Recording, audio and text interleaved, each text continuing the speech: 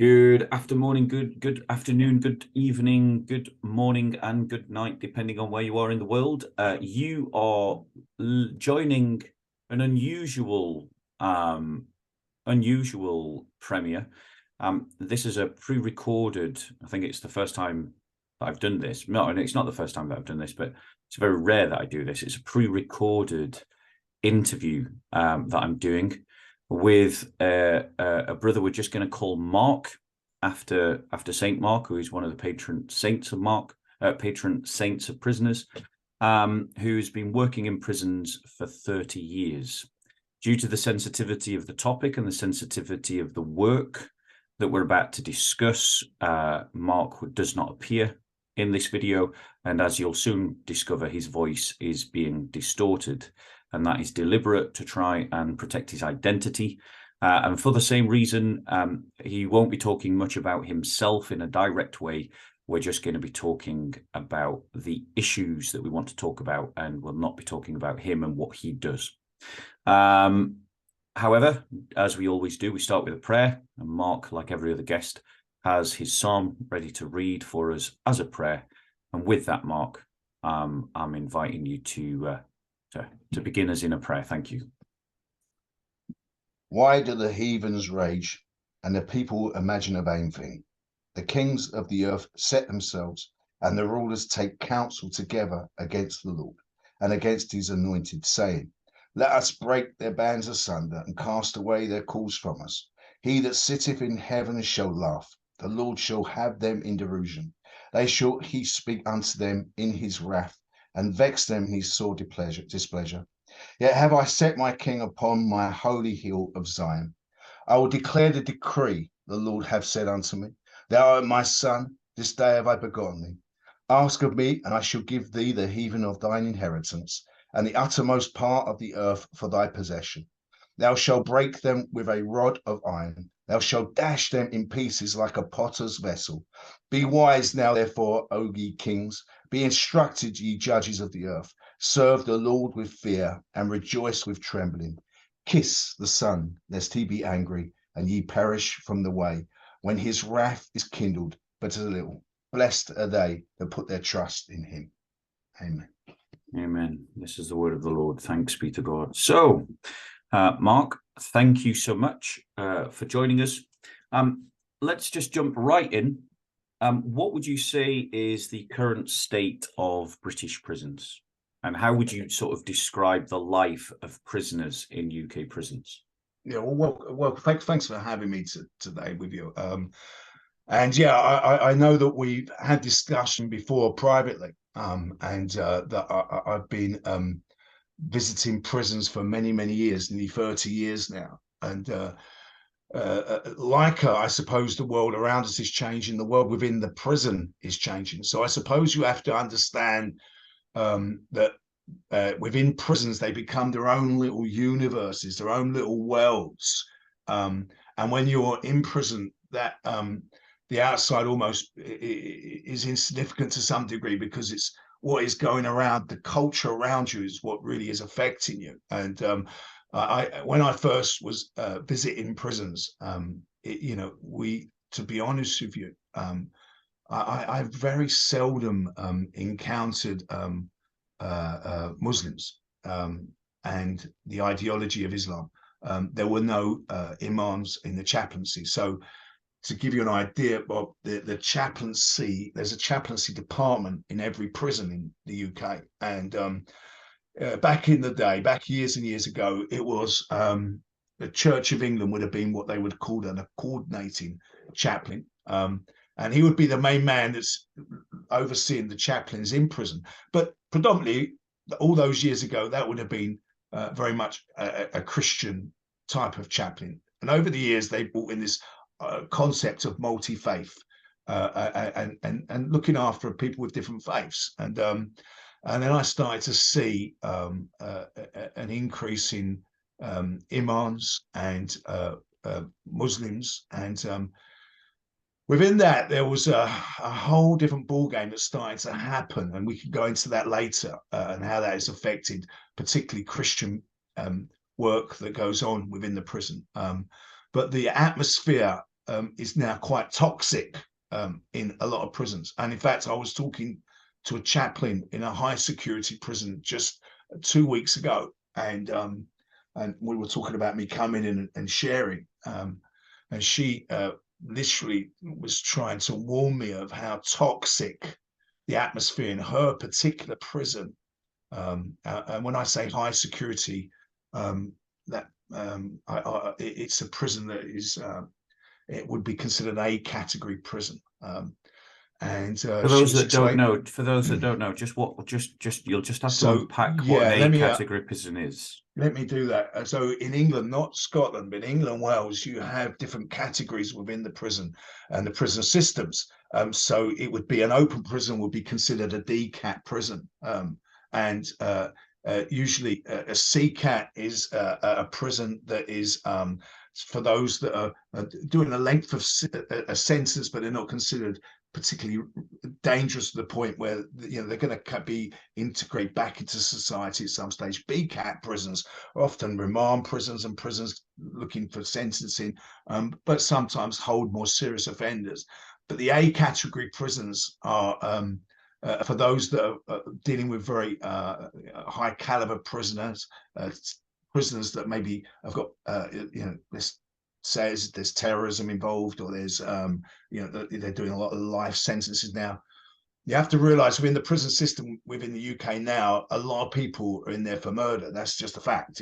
If I went back 30 years ago, the young offenders prisons, you would find only a few, a scattering that may have been in there for taking someone's life. But now that's not the case. So murder and taking of life is so much different, and so it's not just a high security prison that has murderers, but the high security prison is guys that are they're really need to be watched, monitored.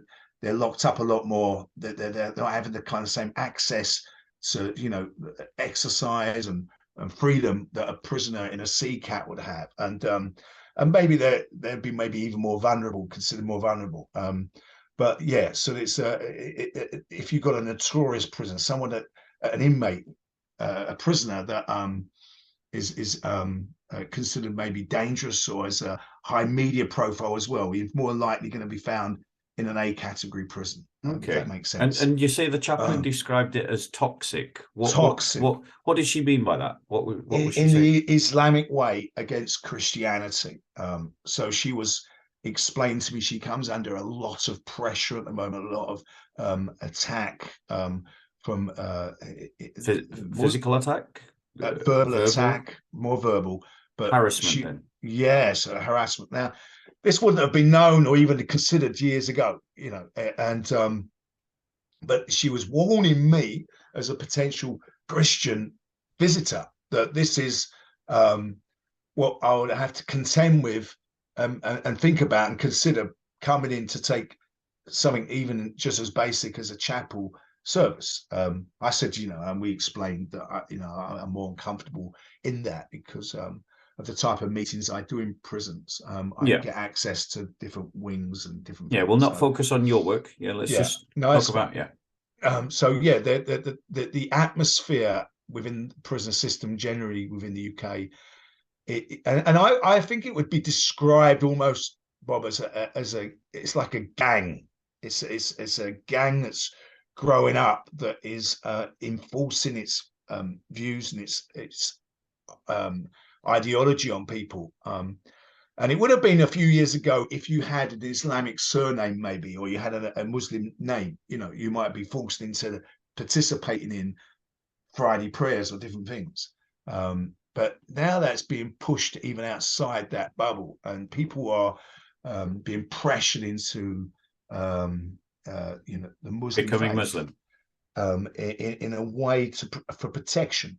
And what I hear regular is that it kicks off on Friday prayers, which is quite funny in a way, isn't it? They're coming in for their prayers and they're getting into fights, and it's so there was never fights in chapels in the old days, except for the famous one in Manchester where the whole riot and the whole strange way thing happened. But anyway, that's a different issue. That was just a riot that happened, But So normally you're saying that Muslims are fighting one another in they're Friday prayers? fighting one another in Friday prayers. Fights are kicking off in Friday prayers, and there's a very toxic, intense atmosphere Okay. of fear. So yeah. So Are you yeah, understand? It's a micro world. It's a different world, sort of. yeah, yeah. It's a But different. It's a maybe it's a bit like looking at the park. the You prison. know, The prison world is its own world, it is. and Yeah, it lives by its own rules, and yeah, it has its own culture. And what you're saying is that in the 30 years you've been here, you've seen the emergence of an aggressive Islamic presence. But let's just focus. Let's take a step back, because that's yeah, the where we're going to come. That's where we're going to end up discussing.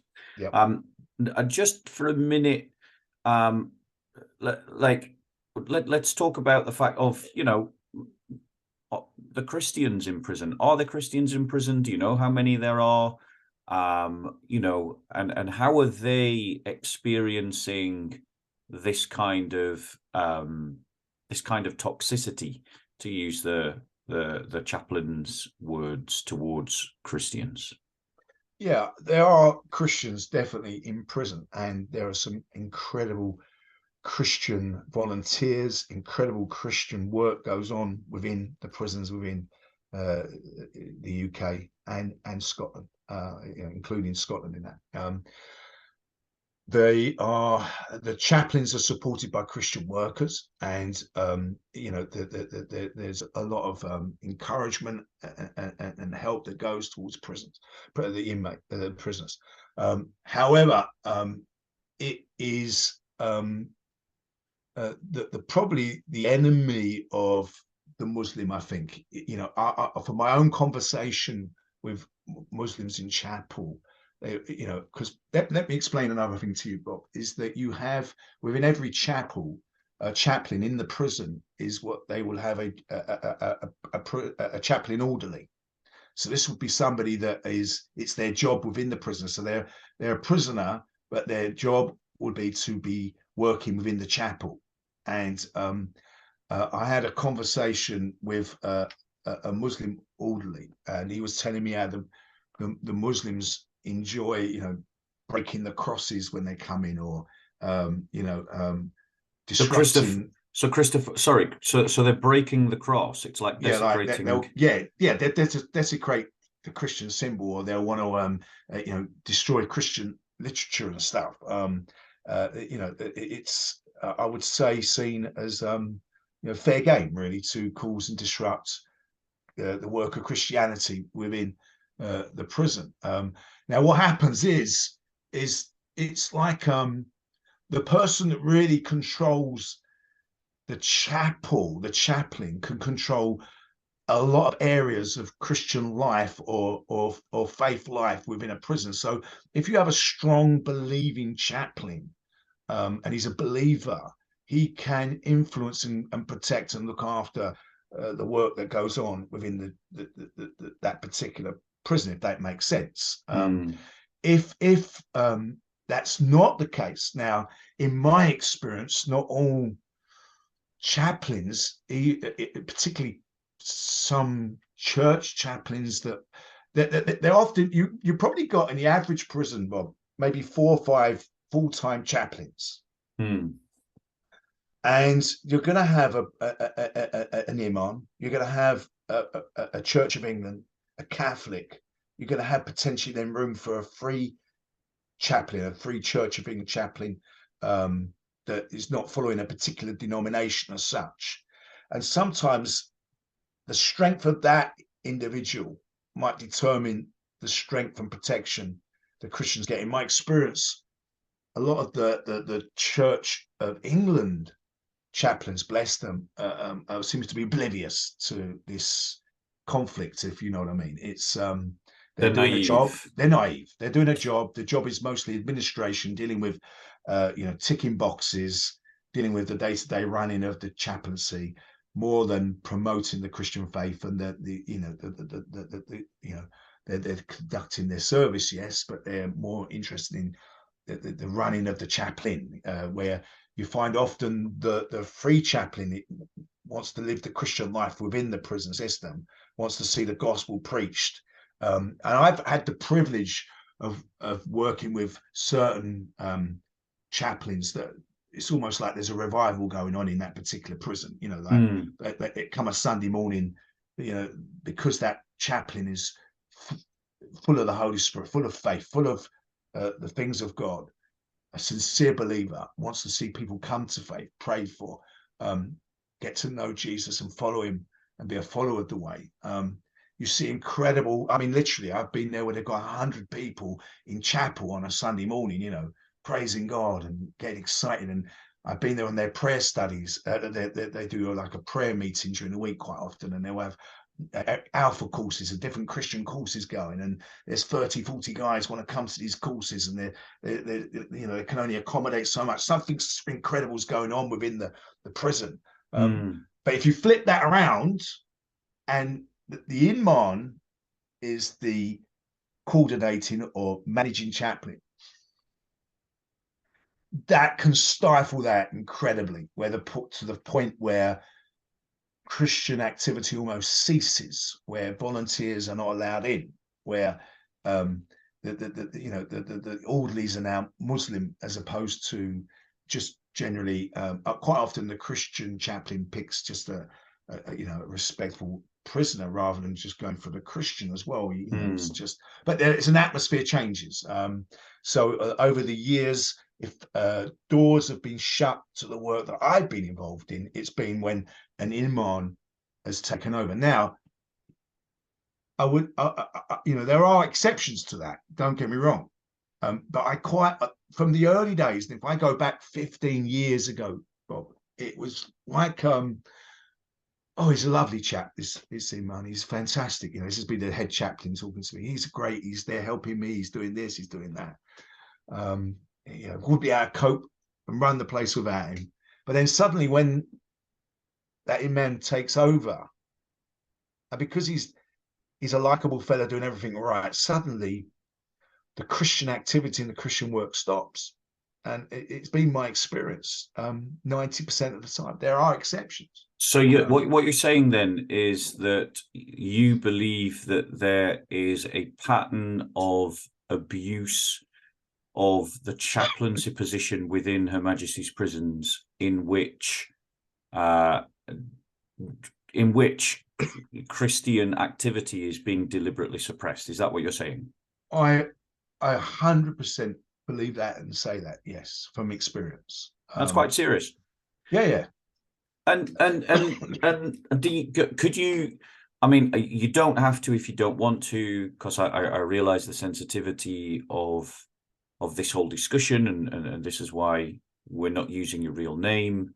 We've distorted your voice, and you're not appearing on camera.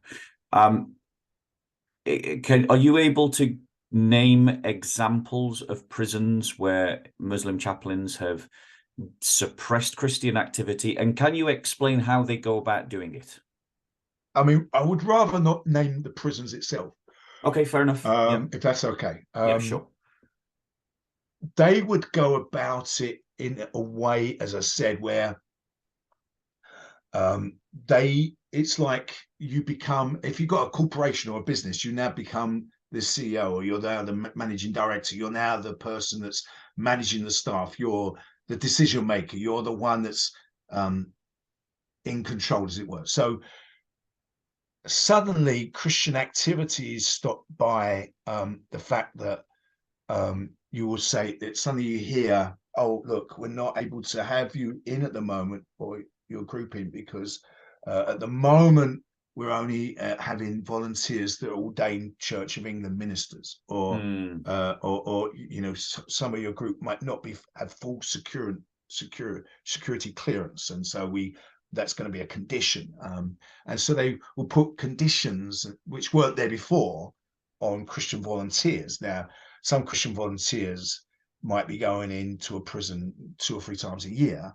And so why, if you're going into a prison 2 or 3 times a year, would you want to spend 6 months going through the rigmarole of a high security check which looks into everything from your dad and your mum, where they were born, everything you've been affiliated with, because it was set up for terrorism, and terrorists, and so now that's now been put on a Christian that might only go into prison, Yeah. 2 or 3 times. Well, obviously they don't want to do it. They're not going to come in and do worship on a Sunday morning chapel service, for example, or share their testimony on a chapel service, because it's just not worth their while, is it? So but wouldn't they also apply that to Muslim volunteers as well, one assumes? I would assume they probably would, but I don't. I don't work on the Muslim side of things, so I don't know what the Muslim volunteer side is. I've never seen any large group of Muslim volunteers. It seems that the imam runs the show. It's not. He pulls his volunteers in from within the prison community. I think he does. I can't, to be honest with you, I never really given it much thought before. And so I'd have to say, but I've never witnessed that. I've never been at the gate or gone into the chapel and there's a group of Muslim volunteers. Now that might happen on a Friday, I don't know, but I've never witnessed it myself. So it often seems that the imam, as you said, uses the community of the prisoners to organize things. Where the Church of England or the Christian community relies heavily on Christian volunteers to help the services, to help run the work that goes on. Mark, so you've said though that so certain Christian chaplains are being stopped, but the work is being restricted to ordained Church of England ministers. Now, I can immediately say and see what the problem with that is, which is that there's a lot of Church of England chaplains, Church of England ministers that are completely incompetent, and many of them don't really believe. And for many of them, it's just a job. And so it's kind of like, if you filter out the real believers, the effective believers, and just replace someone who's doing tick boxing, administrative kind of jobs, you end up, as it were, outmaneuvering any chance of opposition, and while still saving face. Is that what your is that your assessment? I think you've got exactly where I'm going with that. It's it's not that the imam would be able to stop the employment of the Church of England or the minister coming in. That wouldn't be within his role, but he would be able to stop the volunteers coming into the chapel. And you're absolutely right. In my experience, and I don't want to knock my brothers and sisters in the Church of England, but my experience is quite often it's quite some of these ministers, you'd have to question if they really even believe the gospel or believe in God. If you've gone through parish ministry or whatever, if you've made that your vocation, actually you're going to get paid a lot better being employed by the prison service than you are probably in a local parish. And it is administration. You could sit there and spend your time, and they do an incredible work of still having to comfort people on that have lost loved ones in the prison, and working with the people outside and different things. There's all sorts they see them jobs. They see themselves like vicars outside the world, social workers. They absolutely are. They really are, and they're dealing with that. But their mindset isn't about promoting the Christian faith. That's not on their agenda. It's the last thing they're worried about. So the imam knows if he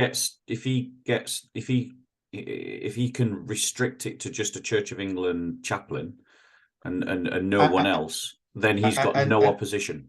Yes, so if you've got the basic Church of England chaplain, maybe a pagan chaplain, maybe a Quaker chaplain and him, then you've got a real weak Christian work going on within the prison. So you probably fit, you've got your 3 or 4 paid chaplains, and that none of them are real believers in Christ. And then if you haven't got any Christian volunteers coming in, then that just cuts off the flow of Christian work. And the opposite, to be honest with you, is that you find men in prison ready to repent. You find men in prison aware of their sin. You find men in prison crying out to God in their heart. You find men in prison. From my experience, sharing Jesus in prison isn't difficult. Men are hungry for the truth there. What becomes difficult is living out this Christian life inside the prison and outside the prison, and even more so for some of these prisoners outside. So what am I saying is that it's an incredible harvest for a Christian worker. So when you get good Christian workers working in a prison, there's incredible fruit that can come from that work, if that makes sense. It's you know, people think, oh, you know, a prison, it's like, would they listen? What's the how do they take the message? It's in 30 years of going into prisons, I've found nothing but warmth and incredible response, even to the point of men receiving Christ in tears. You know, I've had men that have written to me that said, I came to faith in prison when you were there sharing, and I did a Bible course while I was in prison. I've come out, I've carried on going to Bible college. I'm now a minister running a church. You know, this was he was up in North. You know, claim these details and that, and you think there's incredible fruit that comes out of a man that gets convicted of their sin and repents and turns to Christ. There's incredible. It's a ripe field.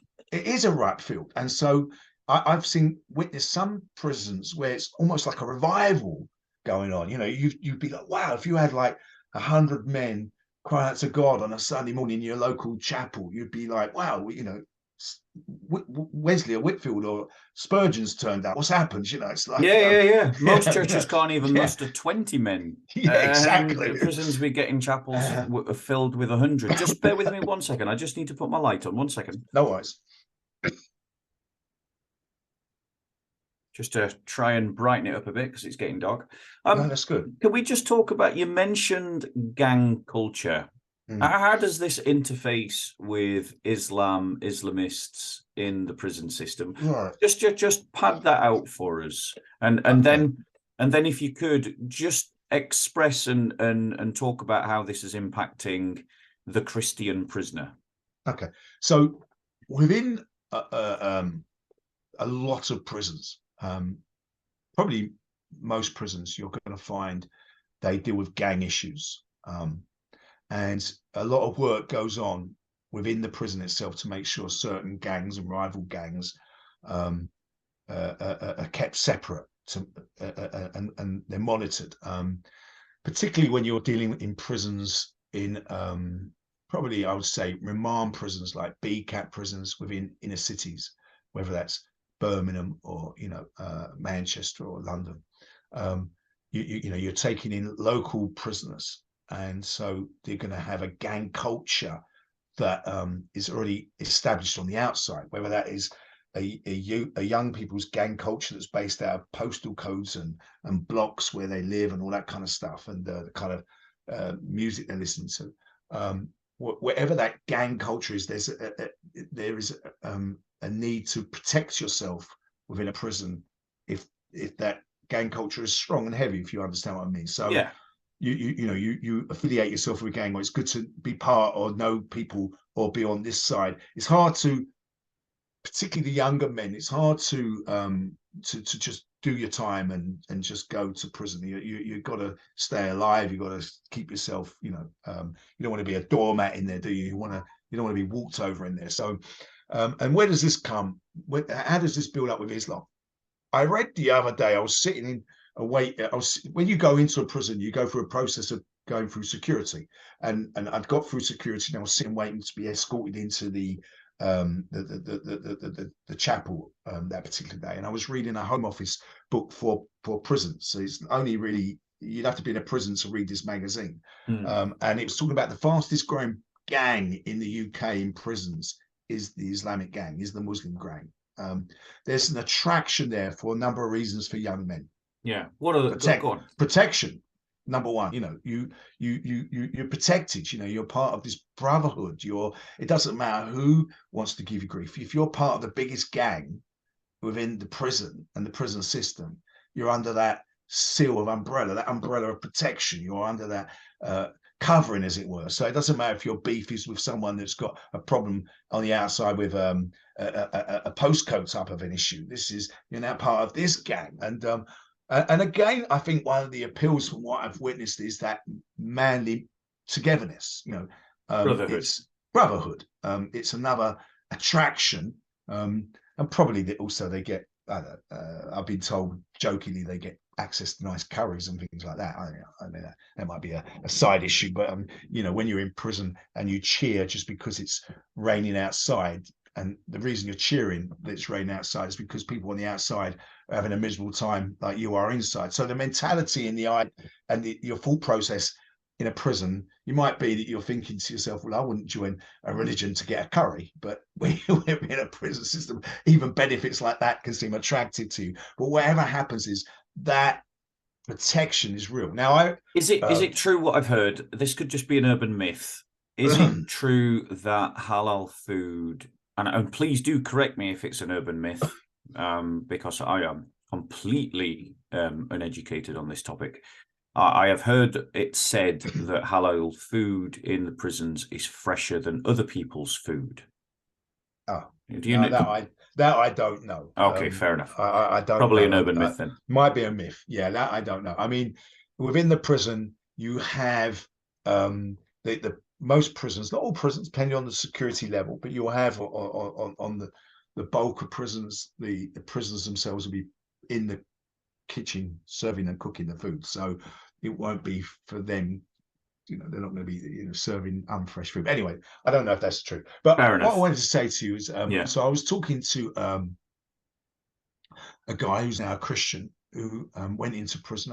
I'm good friends with him, and I met him in prison a few years back. And while he was in prison, so he's of a Turkish origin background. So I think he has an Islamic surname, or his name that was at the time was a Muslim kind of sounding name.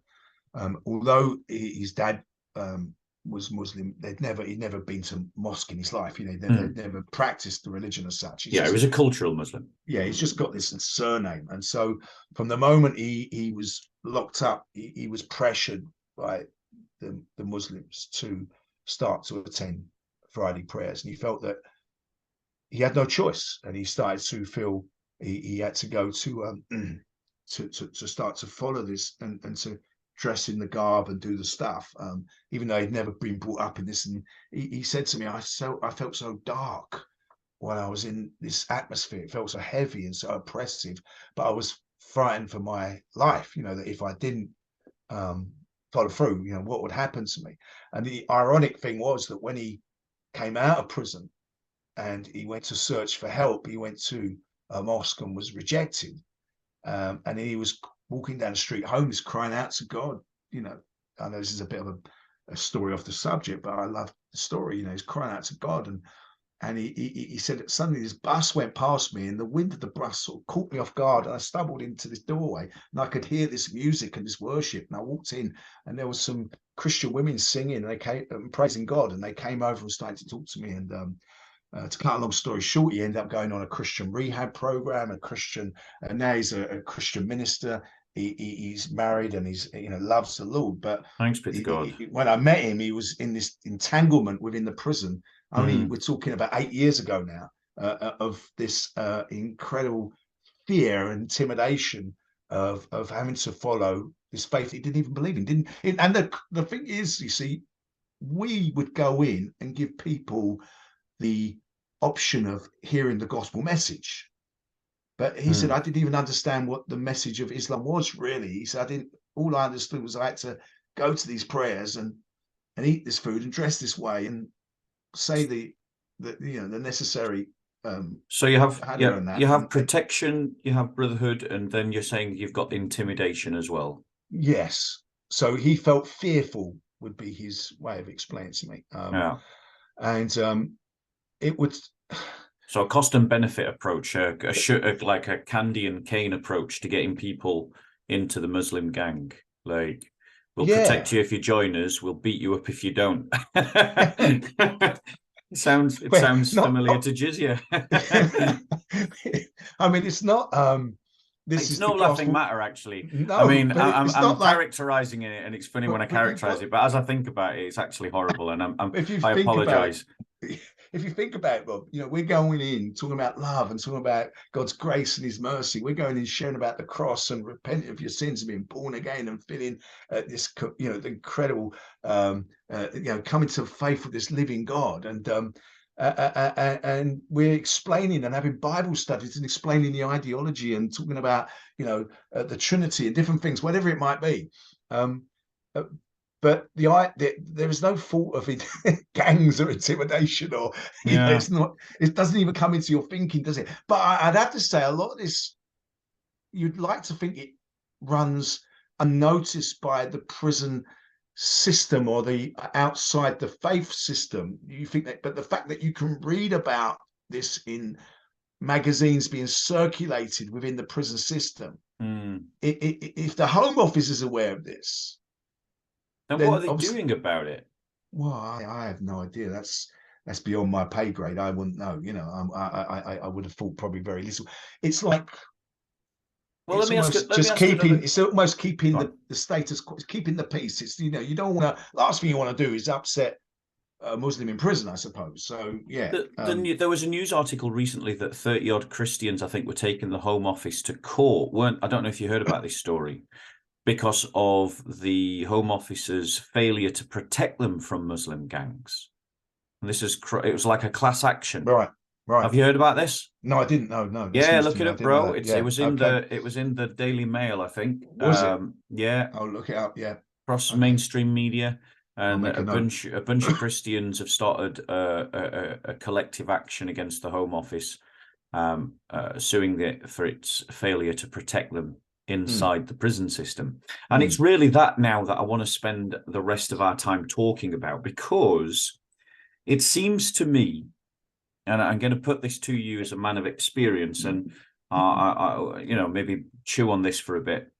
It seems to me that we need to reorganize and re-educate the church in the prison system so that it can look after itself. In other words, what I'm saying is we need to train up the Christians inside the prison system so that if it ends up that all the good Christian volunteers, the ones who really believe, like the free chaplain ministers, the genuine believers, are cut out by, say, a Muslim imam who's abusing his position, that the Christians in the prison are able to just continue doing the work. But I would go further and say that, that Christians in prison need to be encouraged to support and back one another up, and defend one another, because it is a gang culture in there. The Home Office has failed to help those prisoners, isn't protecting them, and because we obviously don't want to cultivate thuggery. I believe that there's real education that could be used here from the chivalric code, which is a warrior code. It's a Christian warrior code. It was made for knights that went and conquered lands and fought in wars. It's not for wimps. About how to behave like a gentle warrior, like a scholarly warrior, in a way that the Christians are able to defend themselves and also therefore to provide a haven for other people that are being harassed. Because I think the only time that the Home Office is actually going to take this seriously is when it recognizes that there's a situation developing because of the absence of its activity. And I just wondered what your thoughts are on that thesis.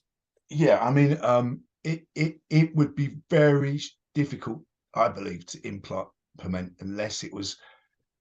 Each prison is run sort of quite independent in the way of the chaplains, and being the head, that flows through, therefore, the atmosphere of the congregation. Now, most effective Christian chaplains, believe it or not, actually the female chaplains are in there, and they're motivated. And I would say they wouldn't even understand what's going on properly. I mean, they might say to me, it's really toxic and stuff like that, but to try and engage and to encourage. And I think the thing as well, it's a bit like the world. It's like looking at the country on whole, isn't it? The Christian church in the UK is probably quite oblivious to the Yes. Islamic threat and the attack upon it. I mean, I've just grabbed I keep a diary, and back in 2013, I was in a prison in the UK, in London, and I was sitting in the chapel, and on the imam's desk was boxes of literature attacking Christianity. And the pamphlet was by someone called Jamal Badawi. I don't know if you've ever heard this guy. Yeah, I have actually. I have heard of him, yeah. And it was attack against Christianity. So Christophobic pamphlets are being spread inside the prisons. And it's attacking. He has, I think it was about 20 or, I've written them down. I was literally fascinated by it. You know, there's like 20 or 30 different reasons and attacks against Christianity using the Christian scripture and literature against the Trinity, against the deity of Jesus Christ, all the usual stuff really that you're familiar with through your work you do within the park. But it shocked me back then because I thought, well, there's no knowledge or understanding because the Christian doesn't realize he's under this kind of attack. It's like it's not part of our thought process that there appears to be a religion that's purpose is to destroy and attack Christianity. Because if Christianity is true, Islam is false, isn't it? It's a reality. If Islam is false, it does not affect Christianity. Christianity survives quite well because, in a way, you know, if Islam didn't exist, we'd still be preaching the gospel against other ideologies within the world that would not agree with the cross. So it's like it was not built up to attack, to purposely attack the doctrines of Islam. Islam appears to be built on a premise that, you know, God isn't a father and he doesn't have a son. It's intrinsic to Islamic belief to sustain a criticism against the Christian faith. So if you think of that in mind, Bob, the Christian is in there preaching the gospel, looking to see people come to faith and get saved. The Islamic part of the Islamic work is the actual work is to attack Christianity in whatever way it can, whether that is fear, intimidation. So to put in place some sort of system where there's a protection and brotherhood, that would only come if certain prisoners took that up. Now, I have seen that I was in a particular prison just after the lockdown, and I was in there doing quite a bit of work. And that work, I'm not allowed in there now at the moment because of the imams put in certain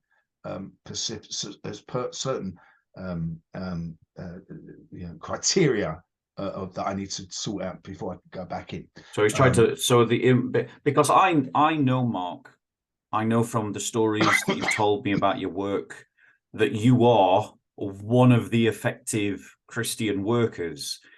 And so what you're saying is you've been blocked out of a prison.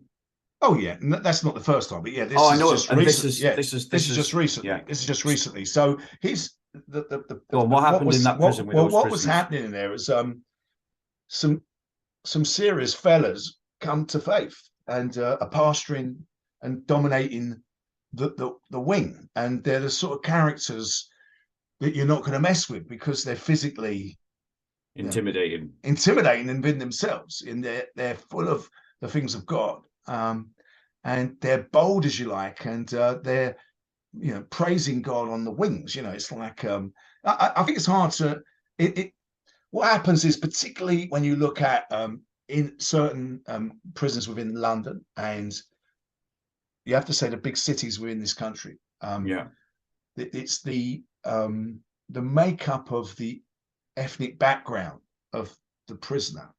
So a bit like what you may have in the UK on a whole, but because that is minority is no longer a minority.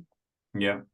If you know what I'm saying, if you understand what I'm saying, he influences and dominates even more. So if those fellas are on fire for God and they love their gym and they're proper men, proper blokes, then you're not going to be intimidated. You could be so-and-so's pal and you can go to Bible study and you don't have to hide the fact you're going to church. So what you're saying is on that wing where there are some Christian men that can defend their faith physically and defend their brothers and sisters. Well, their brothers physically, because there'll be no sisters there, but can defend their brothers physically. The prisoners, the Christian prisoners, are not being harassed. They would not be harassed. Yeah, and you'd have to say that proves my point. Kind of proves what I'm saying. And that would happen organically and naturally. It wouldn't be something that could be organised or no, but as Christians, what we can do is we can teach firmly in discipleship classes, brotherhood, unity. Yes, and chivalry, yes, and the code of chivalry.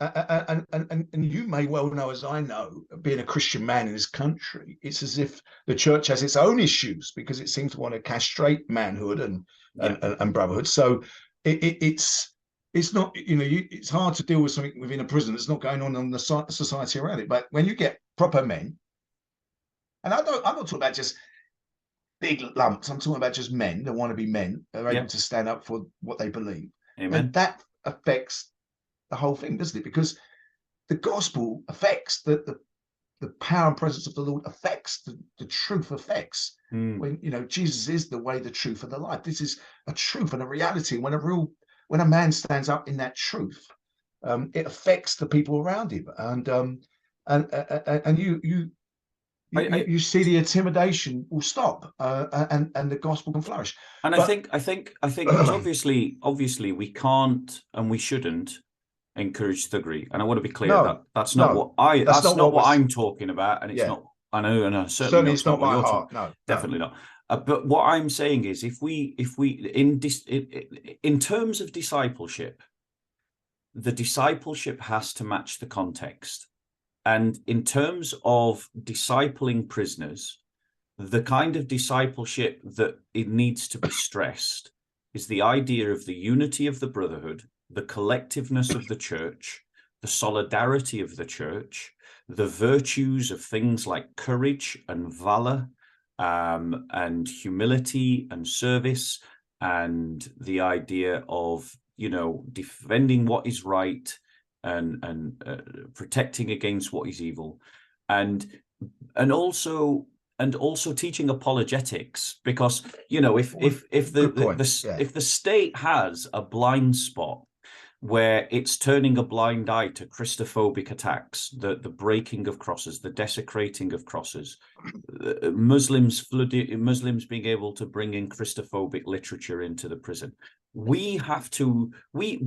our responsibility as Christians is to the needs of our brethren, not to what the state wants us to do. And so we've got to cultivate and disciple those churches in a way that equips them for the realities that they face. Yeah, I agree with you, particularly in the world of apologetics, and defending the faith. It would appear that this is an issue that's on the outside in the UK generally, that most Christians you talk to would probably have very little idea how to defend the faith in the way of being able to do it in apologetics, or even when you question certain Christians. Look, I also do work outside of the prison system in evangelism, as you know. Yeah. And I've spent 30 years doing that, and I've witnessed churchgoers that would not be able to explain the gospel. Yeah. I've witnessed churchgoers. We're not even talking about the Trinity here, or the hypostatic union or something like that. We're just talking about the gospel. And so if that is an issue on the outside, how much more so? But what we do find with the Christian volunteers, and it's not all doom and gloom, Bob. There is incredible stuff going on within the prison system, and there's lovely Christian workers and officers. The UK does have. I'm not going to knock the prisons. It's all. Everyone wants to attack the British prisons, but I've been to prisons all over the world, and from my experience, the freedoms and liberties we have within the UK prisons is incredible. So we can't knock that. It's there. The opportunity is there. If it's getting stifled, it is from when an imam really takes control over that chaplaincy. It's like, I don't know, you know, in the outside world, Yeah. you know, if a Muslim takes the seat of as mayor or prime minister, certain things are going to change and shift, aren't they? And we are very easy, and we're very quick as a society to give in to those demands of that ideology. And we know that Christians, you know, as a Christian, you know that your faith gets knocked. You know, a bit like being you know, a British. Yeah. You can easily get knocked, can't you? It's like so learning how to defend your faith. You know, you're talking about bringing in volunteers and chaplains. That the chaplains, you have to question: do they even have faith? Let alone knowing how to defend their faith. I think it's also important that we need to get Christians wise to the fact that they should be seeking deliberately to capture the position of the chaplain coordinator, and to use that position deliberately to give as much advantage to the church as possible. And I say that without shame. No, that is the key, because it's as if now I'm not suggesting that all these imams got together and said, this is what we're going to do. We're going to strategically become people of position authority within the chapel. Yeah, I agree. Because then, of course, it's not like that. Definitely. No. But it would seem that it's just generally part of their makeup that is the agenda to some degree. That, you know, by get to that position at the top, you then hold the cards, don't you? Then it's a point that I make to the church. It's the point I constantly scream from on this platform. You know, because everybody goes, "Oh, you're so great at apologetics," and I keep trying to say to them, I can win every argument, but if our enemies capture the courts, the councils, the MP seats, and, you know, the magistrates, my clever arguments aren't going to do diddly squat. No, and it's exactly the same within that small little world of the prison, isn't it? So the magistrate, the MP, the council is the coordinating chaplain. So yeah, if any chaplains are listening to this broadcast, you know, that's where you need to be. That's where you know.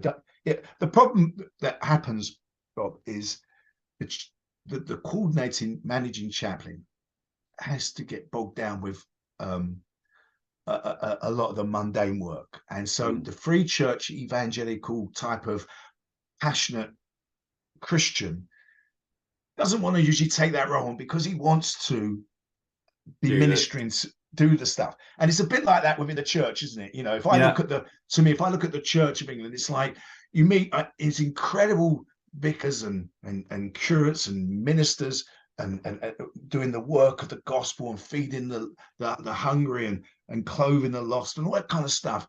And the unbelieving kind of group are interested in that. They go for the power seats. Yes.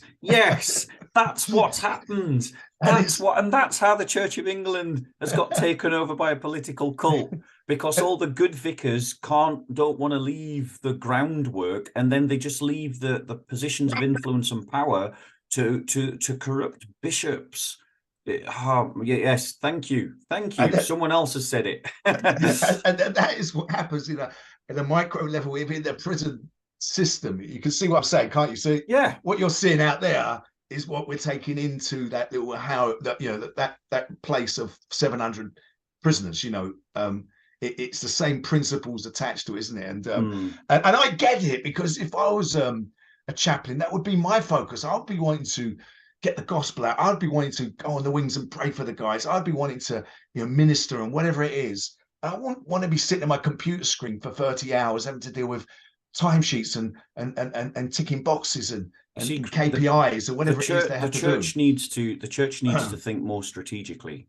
And those passionate chaplains need to recognize that, you might be stuck behind a desk for 30 hours, but if you can use those 30 hours to give the church in the prison every possible advantage and bring in the right people and keep out the wrong people, or as the imams are doing, bring in the right people for the opposition, i.e. incompetent people who don't know how to do their job well, you're going to be helping the church, and you might actually be responsible for saving even more people that way.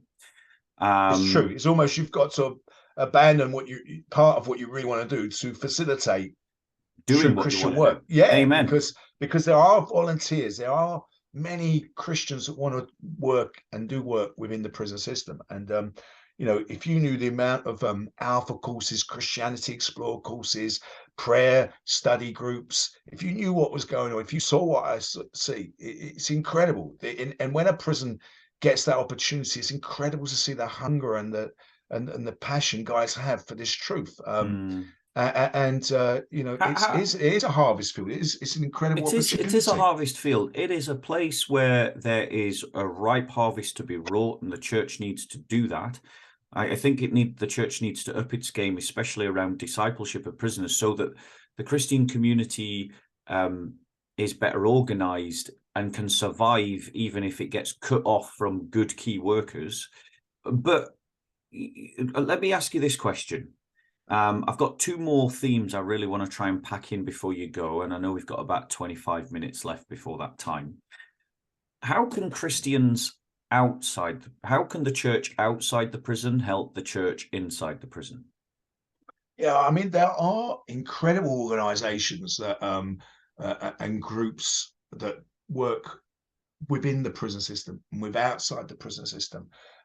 How much they're aware of some of these issues we're discussing, I'm not sure. And look, why you have to think, why is my face not here? Why am I not using my name? It's because I don't want the effective work to be stopped. And so they would have a similar issue that I would have, I suppose. So how, making people aware of it and highlighting it is quite a difficult thing, because it's an ideology that can get you in trouble, isn't it? You're coming up against an enemy. Now, if I was saying, look, I'm retiring from prison work, then I would have my face and my name there, because I want the door to continue. So I'm reluctant to want to start naming names of organizations and churches, but there are some of, incredible churches that run mass work across the UK. Yeah. So and they run conferences. Now, I was at one of those conferences last year, but I didn't hear anyone talking on this issue publicly. None of the speakers were discussing this. None of the stalls were discussing this. A few chaplains were talking to me privately about it, but it wasn't something that was being addressed within the conference itself as any agenda, So we've got to break the silence around. Yeah, somewhat. Around the issue. It's a taboo, isn't it? Because I mean that ship has sailed for me, and that boat has been burned. It's like I've talked about this issue for 5 years, so there's no point me being quiet about it. No. But the point is, we've got to break the taboo about talking about Islamization of society. We've got to recognize that Islamization is a real thing, but we can't talk about it in hysterical terms. We've got to talk about it in real terms, and we've got to talk about it in measured terms. Because if you just start pressing the panic button and you sound like some hysterical liberal Karen, but the right-wing version, obviously everyone's not going to listen to you, and they're just going to dismiss you as some kind of irrational, unintelligent xenophobe, and rightly so. But if you base your arguments on facts and you talk about it in a measured way, and you just look at the evidence and you say, look, we're meant to be building policies on evidence, then you can marshal an argument.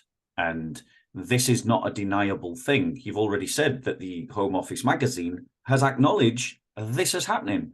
And we've already got reports of Christians taking the Home Office to court. So, okay, so we've got get behind, support organizations that are doing good works in prisons. How else can Christians outside of prison remember their brothers and sisters in the prison system and help them? I mean, it's quite a closed door generally for people to get into prisons, I've been very fortunate. The door opened many years ago, and through invitations and through the work that I've been involved in, I've had many prisons open up to me.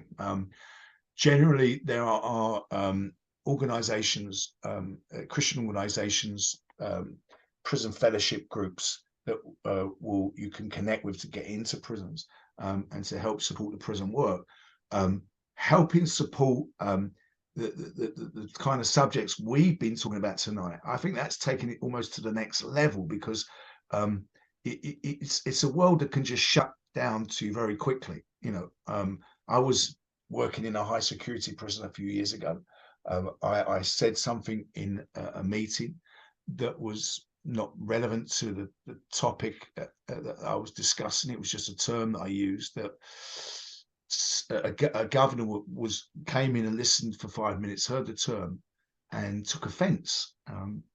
And I didn't get questions about it. I just found out from another organisation that I wasn't welcome back into that prison. And when I inquired what happened, and I was told what happened, I was like, heck, it wasn't even the gospel that offended. It was like just a word, just a term, my slang, Yeah.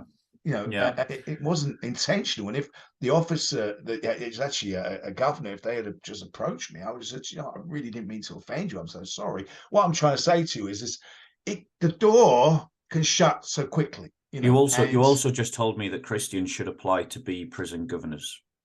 I think and try to get that position as well. There are a few governors that are Christian, and they can make a massive difference. In fact, there's a big prison conference that goes on every year, run by a church in this country. And last year there was 2 or 3 governors there that were Christian, and one of them, literally was one of the speakers for the day. So it makes a difference, doesn't it? That the higher you have a Christian authority, the easier it's going to be, the less restrictions, the less they're going to be a bit more aware of these issues. Because if you're just a non-believing governor, you just want an easy life, you don't want to be dealing with these issues, do you? And it would just seem as if you're getting involved in 2 sides of the argument. You're not understanding this is a conflict of different kingdoms. This is a kingdom of light and a kingdom of darkness, and you're involved in that. You don't understand that this is a message of salvation across an eternity. You're not aware of that. You're just thinking, I need a peaceful life. So you're going to just say, let me just stop all this. Simple solution: we're stopping the work. We won't have anyone come in. Let me press. I'm going to do some quick fire things. I'm going to make a suggestion in a sentence, and I want you to give it a grade, as 10 being that's a great idea, 1 being no, that's a terrible idea. You don't know what you're talking about. Okay, so ways to help the church. If you're a Christian outside of prison, ways to help Christians in prison. Write to a Christian prisoner. Yep, that's great. If you've got a connection and a prisoner you can connect with, fantastic. Do that. Give money. They love letters. They love letters. Give money to effective organizations that are doing work in Christian prisons. Absolutely. Okay, great. I'm doing quick fire round, bro. Yep, that's fine. Volunteer with these Christian organizations. Definitely do that. Send in apologetic tracts in your letters to Christian prisoners. Smuggle them in.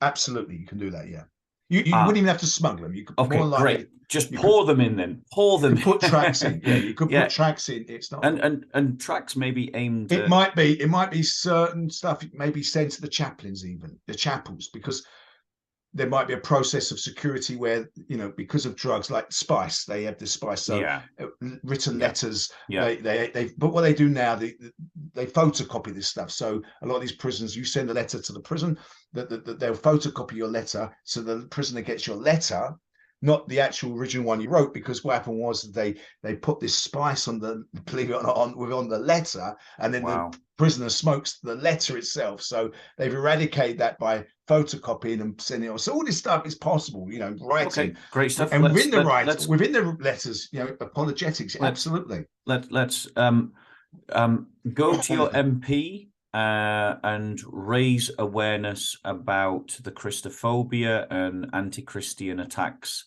that are happening inside the prison to your MP. And particularly if you're in a London or a inner city type of situation, that's going to be going on. So do that, yeah. Yeah. What else can we do? while you're thinking, Bob, if you're going back to one of those questions, if you are interested in getting involved in the work of volunteering, particularly if you have that kind of mindset and you understand what we're covering today, and you want to come in because it's, you know, out of love and compassion, and do so. You know, the one thing that prisoners see through is flannel. Is someone that don't go in there like oh yeah, like I think a lot of street preachers won't cut it 2 minutes inside a prison system, right, because that gooey fake Christian love just it makes me sick, you know. And they will look you in the eye. These guys are used to manipulation and deceiving and deception. They will look you in the eyes. If you don't truly believe in what the message you're sharing, they'll see through you. You've got to know that what you believe in is what you really truly believe in, and be a strong person in that. Does that make sense? That you know, don't go in there any kind of weakness. It has to be. And when I say weakness, I mean you truly believe in the gospel. You're gonna lay your life down for this. It's got to be muscular Christianity. It's got to be, and that could, man, and the girls can do that better than the men at times. You know, just it's got to be muscular. What is that saying about the church? Like, I know. Soy boy spirituality of the church. I mean, that's another program. Yeah, that's another program. All right, so now, just for the last couple of minutes, I want to talk about the state of the church in the prison, and I want to focus on our brothers and sisters, and I know your expertise is obviously going to be just in the brothers. I'm assuming that, maybe I'm wrong. But it just talking about the actual church itself in prison. So is the church in prison united, or is it suffering from sectarian denominational division like it does outside the prison system? Absolutely, it's getting more and more like that. More united or more divided? No, more divided. More divided in the fact that it's getting more wishy-washy liberal. Really? The reality is, again, it all goes down to who is the managing chaplain. But you're going to have a makeup of 4 or 5 full-time chaplains and then volunteers. And some of those chaplains can be, you know, even the believing ones can be quite liberal and passive and progressive, and that is the truth. But I say that there are some incredible men and women of God working within the prison system, giving their all for it, loving the guys, you know, literally unashamed of the gospel, you know, not worrying about what people think, just out there doing it. So I would be doing an injustice to Christian. In fact, to be honest with you, Bob, it's probably better than what it is on the outside. You know. Churches are more united. The church is more united in prison and less liberally soft. They're probably probably a better. It's a strange thing. It's probably in a better state than what it is if you're looking on the scale side of things. You know. Yeah. Everything sits on a spectrum. Yeah, it's a spectrum, and this is a real micro level of what is going on outside, isn't it? Yeah. So it's its own world. The prison is its own world. And again, I might be biased to the fact that the prisons that would invite me in are probably more that way. So, you know, what I see is only what I see. What I'm telling you today, you may be disagreeing with. You may be a prisoner listening to this and say, I'm not aware of those issues, but this is what my own perspective of what I've seen. You know, so naturally, it's filtered through just the prisons you've gone to, and through my lenses and through the discussions I've had. There are certain prisons within the country that have none of these issues. Yes, of course. Based because of where they're based, potentially the environment outside, you know, what that demographic looks like with the ethnic backgrounds and you know, certain northern prisons, country prisons. There's, you know, it's a real I think statistically, it's just a fact, isn't it, that Muslims from an Asian background per capita are disproportionately represented within the prison system than they are per capita within the wider society as a whole. So isn't it like something like 4% versus 20% in the? And you would be, but what you find also is the guys from an African background, and a lot of them have come from Christian homes, believe it or not, now. Because their whole issues we discussed for the last hour.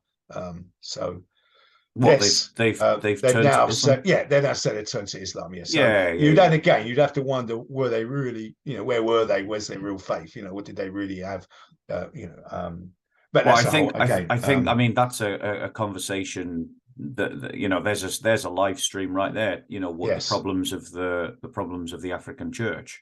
And I think what happens here, Bob, is everything we're saying is kind of what's going on in society, but in a much more intense, small level. It's like, as I started the whole conversation, it's like a little world within itself, isn't it? So this atmosphere, you go about your daily life, and if you live in London, you're aware of it, but you're not communicating and connecting with people in the same way, are you? So I want to try and going down to the park, Mark, I know we're pressed for time, so I want to focus back in on the church in prison. Yeah.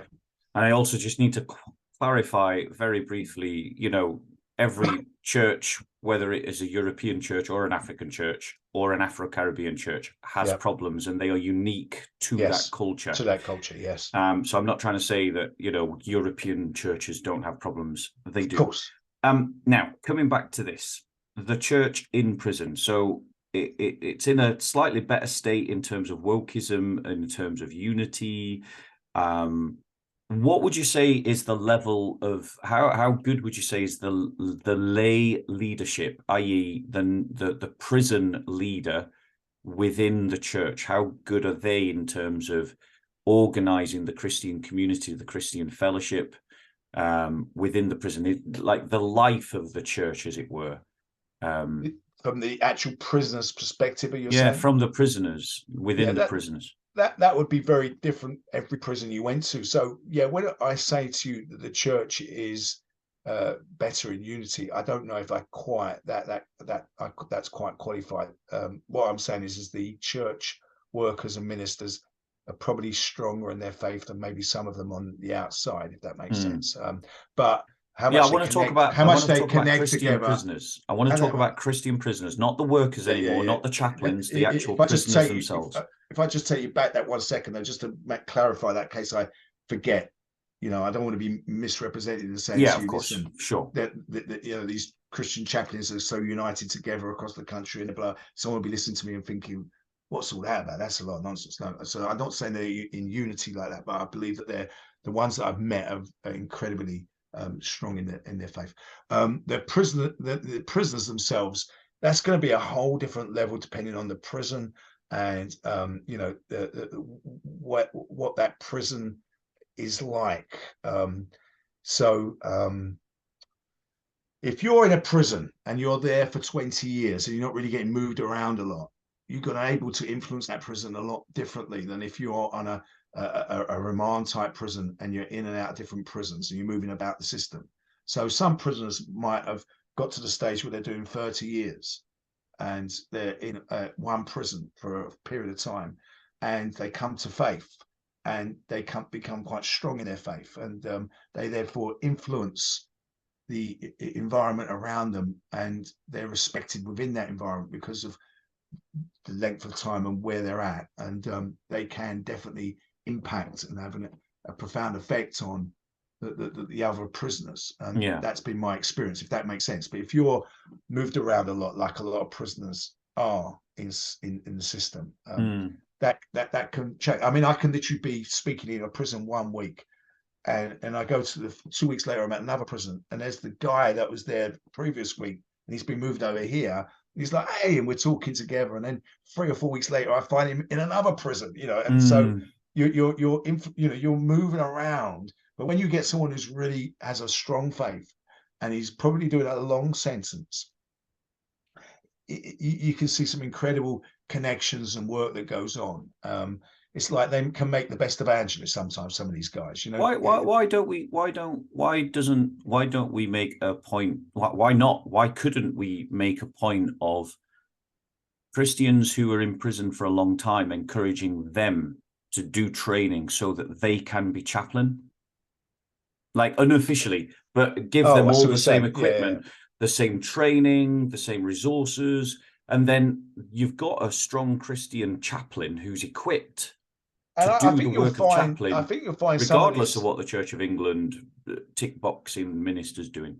Some of these guys do do that, but they'll probably do it more because they are challenged themselves, probably Yeah. by the Holy Spirit, to sort of, I want to get, this is what I want to do, this is what I want to be a minister, and they might well have that opportunity within their prison to do some sort of theological degree or something. I don't know. They want to be a chaplain, and they want how much they're going to get into apologetics, I don't know. That might be just something that sparks their interest. You know, I know a few brothers, you know, in my group of fellowship that love apologetics, but not all. You know, it's just the way it is, isn't it? To me, I think we should all be in a position of being able to defend our faith, particularly as the days are getting more and more evil, as the days are getting darker, as we're confronting with ideologies out there that just we were not confronted with 10 or 15 years ago, even 5 years ago. The world around us is changing, and I think it's time that the Christians do need to know how to not just preach the gospel, but defend the gospel, share the gospel,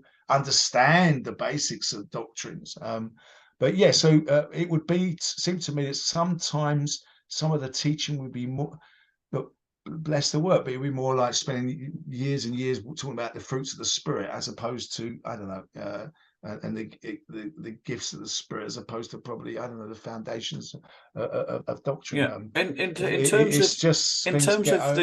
in terms of the unity of the church, the brotherhood of the church at the moment in prison, how would you sort of rate that? I understand it's going to be different from prison to prison.